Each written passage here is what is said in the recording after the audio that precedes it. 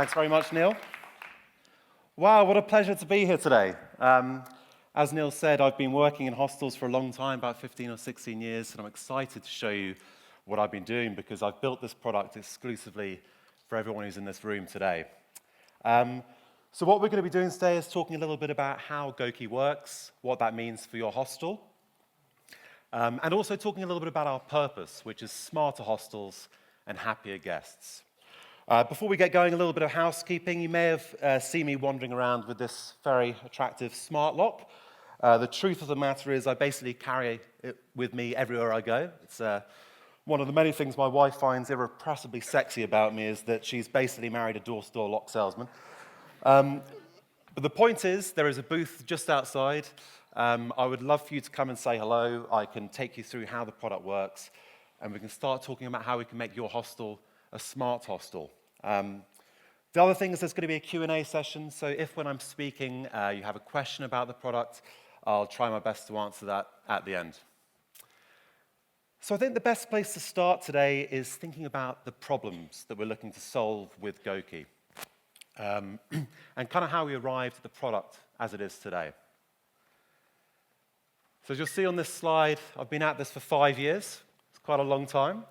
The first iteration was called Teepee, and it was a social network for travelers. And the idea was that you could arrive in a new destination, meet other travelers, and kind of share tips. And the idea was, how can we build a platform where you can get real-time reviews from real people at places you want to visit?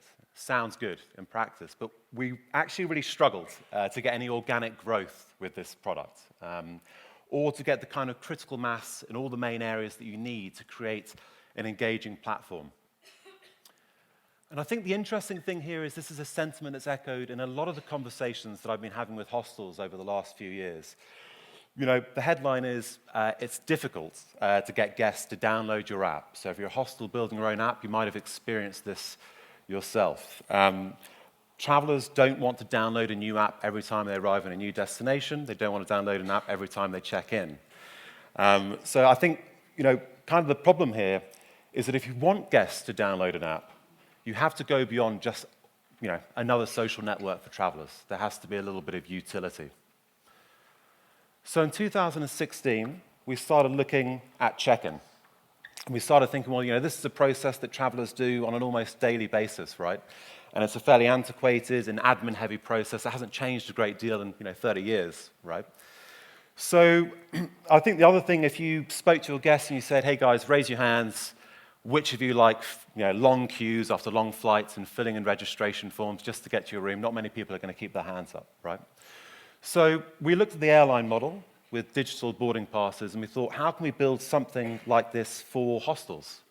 So we built a check-in pass, and the traveler could arrive at the hostel, they could show their check-in pass, scan it, populate the PMS with all the details, and in that way we were looking to speed up the check-in a little bit. And even though we created this utility, and we had better download rates and better retention rates, we still hadn't closed the loop on that guest journey, and problems still existed. Goki solves these problems. So for the guest, we've made check-in as easy as ordering an Uber. And I think Uber's probably a good analogy, right? Because young travelers expect that level of digital sophistication when they're traveling. So with Goki, as a guest, you can check in and download your keys prior to arrival. And once you've done that, you've joined the hostel's community. So you can start meeting other travelers who are staying at the same time, start finding out what's going on in that property before you arrive. And on the hostel side of things, what we've done is we've removed that antiquated check-in process and just moved it to one side.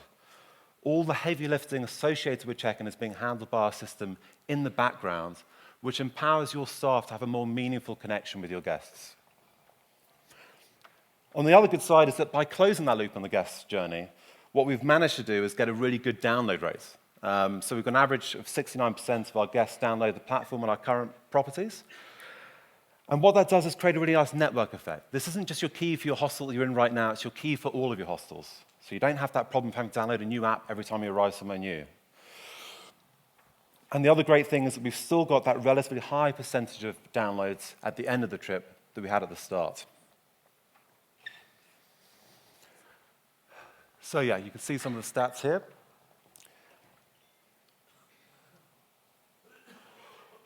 What I'd like to do now is just take you through a video from a guy called Tom Cooney, who's the COO and one of the owners of Tag Group, and they operate 26 hostels in Australia and New Zealand called Base and Nomads.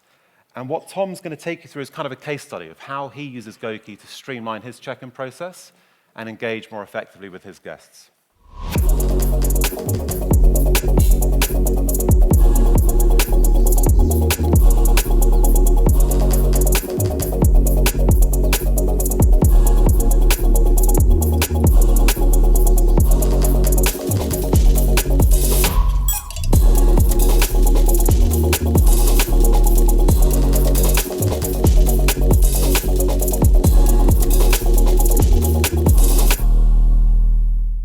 My name's Tom Cooney. I'm the COO of Tourism Adventure Group, which is the parent company of the Nomads and Base hostel chains. Across Australia and New Zealand, we've got 26 properties, and we've been an avid partner of Goki since 2016. Goki gave us the opportunity to remove a load of arbitrary administration process surrounding guest check-in, guest bills, guest departure, and really focus on the personal guest experience. Our staff have really been able to engage with the guests one-on-one. We're in the business of selling experience, and creating that emotional attachment with the guest as soon as they walk through the door has been instrumental in growing our ROI. The platform allows for immediate communication B2C that is unparalleled from what we've seen in the industry. We've been able to streamline the check-in process and pre-arrival with all guests in terms of them completing an online check-in, web check-in, or kiosk check-in on arrival. That allows for ID verification and again allows all of our staff to focus on that one-on-one consultation. Once the guest is in the hostel or in any of our properties, we're able to maintain a direct line of communication for us, which has been the fabric of our increase in retention rate, as well as us being able to communicate and deliver better guest messaging pre-arrival, during stay and post-departure. Prior to our integration with Goki, we were reliant upon traditional digital platforms, the likes of Facebook, to try and create a digital community with our guests. The engagement level that we've seen is through the roof in comparison to our previous initiatives. And that's really helped with us getting guests to engage with the social activities. We're able to get real-time feedback from guests while they're in our property. Sentiment tracking is a massive play to improve the guest experience, and being able to get real-time feedback and being able to action any issues immediately has drastically improved our ratings across all platforms. I think it's generally taking us around 2 days from the moment the locks arrive at our door until we have the whole property set up, from locks on all room doors, as well as the kiosks and the guest management system. My name is Ian Michers. I'm from Holland. I'm currently 19 years old, and I'm just here for my travels. I've just traveled the East Coast for 2.5 weeks, and I'm now ending my travels in Sydney. Hi, my name is Claire. I'm from the Netherlands too. I've been almost a year in Australia, and I'm leaving to New Zealand after. So when I traveled the East Coast for multiple weeks, there were many Base and Nomads hostels on the way, and I could use the same app for all the hostels. And usually there's a lot of waiting around involved, but now the Goki app just tells you to sit in the bar, just relax, and it'll give you a notification when your room is cleaned by the housekeeping. Why I decided to download the Goki is because it's not only working for one hostel, because then it would be quite annoying to put that on your phone and do that maybe for every hostel, but because it works for multiple hostels, I think it's quite convenient. Yeah. So my favorite part about using Goki is that it's a very sociable app. It's very easy to make friends with the app, because when you've met people, you can just message them on the app as well. And when reception wants to message you, they can just message you in the app, so it comes straight away in your inbox. Yeah, I sometimes use it to send a message to reception to ask for the new Wi-Fi password or something. So. Hey, my name is Maddie and I work for Tech now for 2 years. And Tech is the Base and Nomads hostels all over Australia and New Zealand. And I work in Base Sydney, and I do the travel bits and I do the receptionist. I'm myself from Germany. I've been in Australia for 4 years. So I think Goki is mainly about the communication. If someone wants to extend their stay, they don't have to come down when they're on the 4th floor all the way down to be like, oh, hey, I want to stay 2 days longer. They just message me. And obviously I also work on the travel part. So if I know someone is traveling, I can just send them a message, like, Goki dashboard, finally get rid of all the plastic and paper I used to use to give other people notes. Oh, we have to get that done. And then you lose the paper and you forgot what you have to do, especially at reception. For us in our industry, we're pretty aware that we're not in the business of selling products.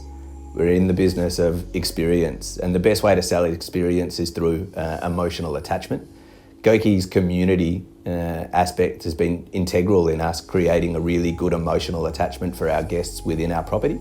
As a byproduct of the system, we've been able to see significant reduction in staff overheads, and that is just a byproduct of a really well integrated system.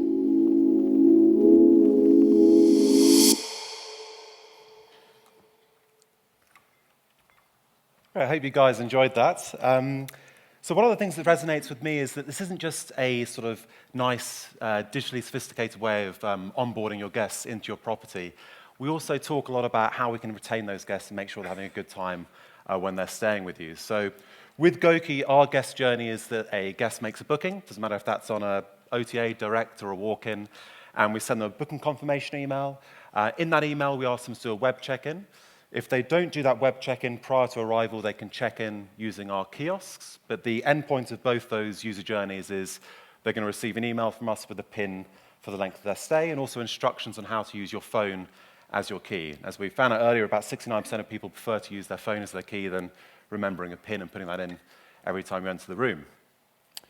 The other thing that we're looking to do is keep people inside the property. So 12 hours before checkout, we'll send a notification to all the guests saying, hey, we see you're leaving us. Do you want to extend your stay? That then comes as a message through to your dashboard, which you can act on. Or we can manage that booking for you through our API, which we just charge a transactional amount that Stripe charge us to place that booking on your behalf. What about when the guest wants to move on? Well, Neil touched on this earlier when he was introducing the talks today. We have something which we call a network extend. So if they're looking to book another property, we'd ideally like that to be one of the properties inside your group. And we can make that booking happen. And we charge 7.5% commission, so it's lower than a normal OTA rate to keep them inside your group. So how does it all work? Well, I'm hoping you guys are going to come over and play around with the lock outside afterwards, but essentially we've created some technology called smart discs. And these connect with any hostel lock in minutes, and they basically make your dumb locks smart. So they add the option of PIN and mobile on top of what you already have. The smart discs can be installed either in a wall mount, and this is going to wirelessly communicate with your lock and open it when someone puts the right PIN in or someone who's got a booking using their phone. Or you can place it inside our smart lock, and that's going to take over your current existing locks. Okay? So maybe you're using metal keys or maybe your lock's getting old. That would be the option for you. The important thing is that as soon as you connect one of these smart discs with your locks, you've automated the guest journey from placing a booking to opening the door, as we saw on the previous slide. So we've talked a little bit about the guest application, Goki, the integration with your PMS, and we've also talked about the installation of hardware upstairs in your hostels. But what do we do with all that data? Well, we flow it through into your own dashboard, which we call a guest management system. And what we've done here is we've tried to rethink the Kanban philosophy that you might see in Jira or Asana or Monday.com and rethink that from the perspective of hospitality. So every one of your staff will have their individual login, and what we do is surface things that are important for them to deal with, things relating to guest experience. Just to give you an idea of what some of those things might be, and Tom spoke about it in his case study, is sentiment tracking. So finding out what people think of their room. We send them a notification 6 hours after check-in, and we say, hey, how are you going? And they can click an emoticon, that's going to come through to you. And the idea there is if somebody's a bit negative, saying they're not enjoying this place, you've got an opportunity to turn that detractor into a promoter. You can go and solve that problem quickly before it becomes a negative review or something worse. Obviously, we get messages from the guests. We get guests asking to extend their stay. We find out what the key status is on the dashboard so you can keep the room management flowing. And talking about room management, we're in kind of a unique place that we can give you some clarity on who's in what room when, according to the integration with the PMS. So you can kind of see a picture of who's in what room in your property, and that has a few operational efficiencies for you guys. Also, we can see what the battery status is on all of the locks. We can run audits, see who's been accessing the rooms at what time. Probably the most important aspect of our guest management system is the activities. Okay, so you guys letting people know what's on in your property. 84% of our guests will attend at least one activity during their stay. It's the second most engaging part of our app. So this is kind of the core thing that we're doing here. The most engaging thing is looking at each other's profiles, but I guess you could probably imagine that already.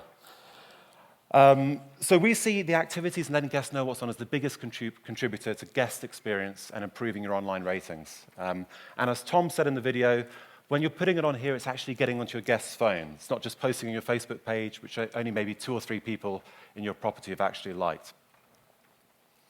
And lastly, this is about communications. There's a few different ways you can communicate, but probably the most compelling way is sending a shout out. That's going to arrive on all of your guests' phone at the same time.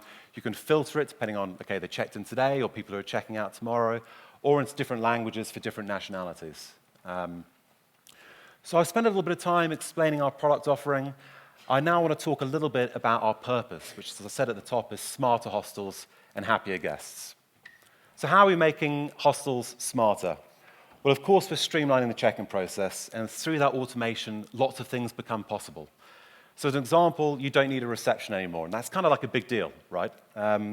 We were 2 weeks into our beta with Base Sydney. I thought I was popping in for a meeting to sort of work out when we were going to sort of pull the trigger, and there's a guy standing in the reception with a sledgehammer, and he just trashed the entire reception. It was gone. So that was good validation. It was a little bit terrifying at the same time, but what it meant was that we were on the right track. And what they've done by removing that is actually said, look, we want to actually communicate with our guests in a more meaningful way. It's a bit like when you go to Apple and you buy an iPad, there's no desks in between the customer and the staff, there's people mingling, and there's technology taking care of things in the background. So the other way that we're making hostels smarter is that we're creating this mobile community for you to engage with your guests. So you guys can all think what's possible when 2/3 of your guests are on a mobile platform for you to communicate with. You can be creative, you can send direct messages to guests, but we as a system, we also automate messages. We know that when you send content at the right time, it's going to have a higher rate of conversion. I touched on that a little bit earlier, but welcoming them to the property, finding out how they're enjoying their stay, asking them to extend their stay ahead of time. These are all things that contribute to a better guest experience. The other thing, and this has come up in a few of the other talks this morning, is about sustainability. With Goki, you can completely remove plastic from your operation. There's no need for it anymore at all. Every one of your guests is going to be issued with a PIN, and every one of your guests can use their phone as their key. You're also going to completely remove registration forms as well. One of our properties in Auckland saved $20,000 just last year from removing plastic. So it's not just that you're embracing sustainability, something that resonates really deeply with your travelers, but there's also a big cash saving for the property as well. What about the guests? How are we making them happier? Well, of course, we're saving time for the guests, and that's one of the biggest things that you can do. If I asked all of you to recount some of your backpacker stories, you'd probably do it, quite passionately, and you remember all these great things you did when you were backpacking. And if I asked you to remember where you went on holiday last year, you might not remember straight away. So I think in this room, we've all got to be cognizant of the fact that backpacking is a pretty special time in people's lives, and the more we can save them time, the better, I feel. Another way that we're making guests happier is social. We all understand that backpackers are social animals. And that if you've got the opportunity to meet other guests who are staying in your property, then that's a great thing for your guests. I also think that context for social connections is really important as well. If you look at a lot of other social networks for travelers, what you'll find is there might be sort of 10% guests on there, and then there might be 90% locals just trying to get together with the guests, right? So what I feel that does is dilute the value proposition. On Goki, the only other people you're going to be meeting are guests who are checked into the same hostel as you. And another thing we're doing is trying to empower the guests to curate their stay. As I said, when they use Goki, they've joined your hostel's community. So they can start trying to plan their trip, see who's attending these activities, and join those trips themselves. So the costs, we charge $149 for our smart disc, $249 for the lock, and $99 for the smart dock, which is how you charge your rechargeable lithium. And that comes with batteries as well. I feel what we tried to do here is build a premium product without that premium price tag. It's cheaper than a lot of hostel locks out there. And of course, what we're doing is a lot more than just opening and closing doors, right? You're going to get an opportunity to lower your operational overheads and create a community for your guest. We also charge a subscription model, and this is to cover the software that we offer. So that's the web check-in, the kiosk check-in, chief application, which is what your staff use, and then, of course, the dashboard, your guest management system. The cost for that's $2 per lock per month, so if you've got 20 guest rooms, it's $40 a month. What we've found with Goki so far in the properties that we're currently operating, the investment in hardware and software as a service is being repaid in single-digit months. So if you make this investment, you're going to get it back. Next steps, well, most importantly, please do come and say hello. I've got a Goki booth just outside, and I'd love to speak to you all. If you go to goki.travel, there is a section where you can fill in your property details. That's going to help me work out how I can service your property a little bit better. And then, of course, we've actually finished building our new iteration of hardware, so we're good to go. It's ready to be ordered. That's it for me. Thanks very much for listening, how I can make your hostel smarter and your guests happier. Thank you. Thanks, Jack. Do you want to stay up, actually? Great. So I hope I've given you a flavor of the problem that we're trying to solve. A big part of it, as I mentioned, is the very simple question of how do hostels make money and how do we help them make more money? And how do we do that in a way that helps build strong, sustainable businesses? We're only getting started. I know there's lots of other ideas out there as to problem areas, innovations, possibly you know of technologies, possibly you know of teams, possibly you know of people who are doing amazing things in-house in their hostels. And we'd love to hear about them. So please do come up to me and tell me about them, connect me. We'd love to learn more. We'd love to have conversations, love to learn as much as we can. And hopefully we'll have more great innovators up here on stage next year. I'm conscious that in this space we could get into a lot of very technical questions, so I'd like to avoid that because both Jason and his team and Jack are going to be available to go as deep as you want on specific questions around the technology and how processes work, etc., in the booths outside. But I did think it'd be useful just to open it up for kind of 3 or 4 just general questions from the audience, just to help understand. There was a couple of things that struck me that might be on people's minds, so I'll maybe get us going with that. First up, Jack, what's the difference between a smart disk and a smart lock? Okay, so the smart disk is kind of a retrofit solution. So it attaches to your current hostel locks. You don't need to replace it. You can continue to use your RFID or your magstripe locks in exactly the same way. But with the smart disk, what you're doing is adding the option of PIN and mobile on top of what you already have. So our smart disk can open your hostel locks. The smart lock replaces your hostel locks. So a good example, a couple of hostels we've got, one in Barham, one in Queenstown, they're using the metal keys. So the only way they could automate their whole check-in process was putting the whole smart lock solution on their doors. Cool, thank you. Guess question for both of you. Do the systems play nicely together? They will soon enough. Yeah. It's on the list. We're waiting for our locks to arrive. I guess a question for you, Jack, which a couple of people have asked, is how does it work for groups? Sure. Okay. So some of that's an operational consideration opposed to a technical consideration. Using Muse as an example, Base and Nomads use Muse PMS at all of their properties. Every person in the group will be given a unique confirmation number. It's up for the master booker to share that link with the people inside his group. But typically what we're seeing in Base and Nomads, a lot of the groups are bus-driven, so people getting off a QE Experience bus is a good example of that. They would have already downloaded the application, and all they're doing now is receiving a notification when their room's ready. What Base and Nomads also do with like big school groups, as an example, people who aren't over 18, is they'll generate pins for those guests prior to arrival, have the pins ready to hand out. They won't push them through into the app. Cool. And is there any way to protect people who are under 18 from like school groups and that type of thing, from things like messaging, etc.? Yeah, again, at Base and Nomads group, if the group is over 10 people, then what they'll do is you'll have to call the property prior to arrival, and if it's a school group, they won't be pushing them onto the application. Cool. Thanks. And then very briefly, Jack, because I know there's lots of different ways of doing this, but can you just give a flavor of how the ID checks work when people are checking in? Sure. So the way our integration works with the PMS is the guest will put their booking email address in. That triggers an API call with the PMS. And what we're trying to do there is work out what we're missing from that guest. So if you've already checked in, you don't need to go through the whole process of just sending the details to the PMS. If you're missing verification, that's some details that we're going to ask for ahead of time. If you've done your verification but you haven't paid, that's something we're going to ask for. But ultimately, what our web check-in and our kiosk check-in is a conduit to the PMS to streamline the check-in process. Cool. I'm going to take one or two questions from the room. I think somebody over here, there's some roaming mics. Excuse me. Hi. Yeah. Hello. Hi.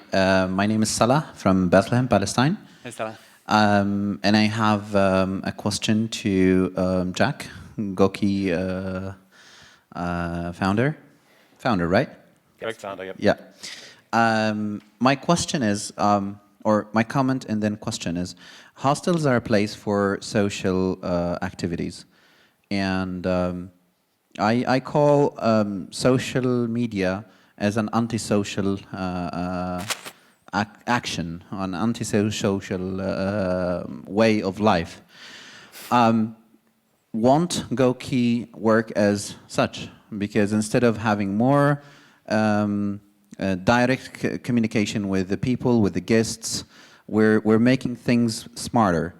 I'm a traveler, I'm a backpacker, whenever I can. And at the same time, I'm a host, I'm a hostel owner. And I feel that the more paper or the more technology I introduce into my property, the less communication I have with my guests. Probably that would work partially, but I believe, I don't know what you think, but I believe that you shouldn't smash the reception, you shouldn't smash the personal communication and interaction with people. Okay, so with introducing your that. kind of What do you question think? is social media less social? So is having a social app in a hostel make it less social? Look, I think you're right on a number of things you said. When I told that sledgehammer story, there was a bit after that. They removed the reception and said, look, great, let's put some Chesterfields, some sofas in, we'll get everyone chatting. And they removed the reception, they put the sofas in, and what happened was 20 backpackers sat down and just went on their phones. So that kind of, I understand what you're saying. The one thing I would say, though, is what we're doing with Goki isn't replacing human interaction with robots, right? In fact, what we're doing is removing boring stuff that no one really enjoys to enable more communication between the staff and the guest. The other thing I would say is by you guys saying what's on at your property, what you're doing is using technology to bring people together in real-world experiences. And that's something that's been really, really popular. It's the second most engaging thing on our application is people going on a walking tour, people meeting in the pub or the bar. You know, I take your point, but I would say in the case of Goki, what we've done is managed to bring people together kind of in the real world. You know, put their phones down for a moment. Cool. We'll take one more question. Here. Hi. So I'm sorry I cannot see you. I asked about. Hello. Hi, I'm Helena. I'm from Portugal. We're from Descontraído de Descansar. We're from Casa da Lagoa. Okay. And my question is, what about the? You work with to you. Yeah. You work with a group of hostels. What about if I'm one hostel only? And just to tell to our friend over here, smashing the front desk is the best thing.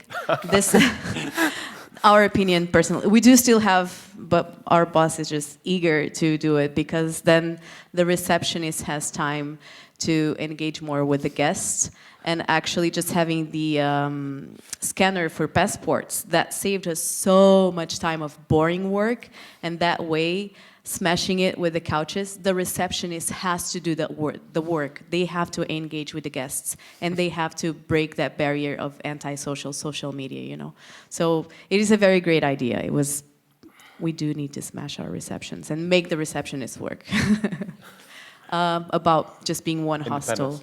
Yeah, if I could just pick up on one point you said there, with our guest management system, each staff member has got their own login.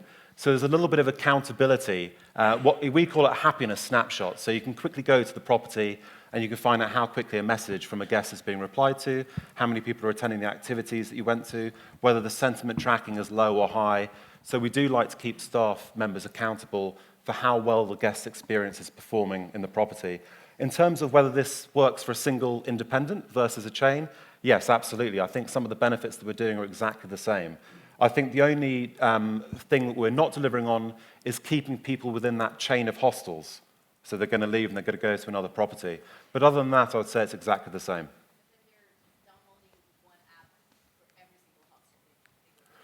No, when you download Goki, you've got your key for travel. So part of the vision for our business is to unlock the world. Let's imagine you book your properties in London and you travel around the world. You can use Goki in all of the hostels, the independents and the chains. It's one hostel, one app that you're downloading for all the hostels.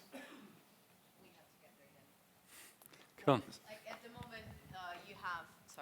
At the moment, you have Nomad. I forgot the name. Base backpackers and nomads, yeah. Exactly. Yep. So they're one chain of hostels. We, Yes. for example, we are 2 hostels within the same city, Yes. 2 different concepts. So they go to our hostel, they download Goki, and then what happens? They keep Goki on their phone for the next booking, and they use their phone as their key at the next place also. So there are a lot of hostels having Goki in Portugal, for example? Well, I hope so. I said that's a lot of that's where we're getting to. Yeah. Okay. That's a lot of what we're doing here today. I mean, so the idea is that with a network effect, this becomes a more compelling solution, right? So it's about me speaking to hostels, getting you guys on board, and then yes, those benefits will happen. Yeah. Hopefully, yeah. Cool. Thank you. Great. So we'll leave it there in terms of questions, just conscious of the time, and I know there are more questions. I can see people with their hands up. Both Jack and Jason are going to be around for the day and a half, and they both have booths outside as well. So do please approach them. I'd really encourage you to come and play with the locks and the software, and particularly see the user experience on Counter. I think you'll be really excited by what you see. So thank you both very much, Jack and Jason. Next up, we have the business of hosteling. So we talked there in the context of, thanks guys.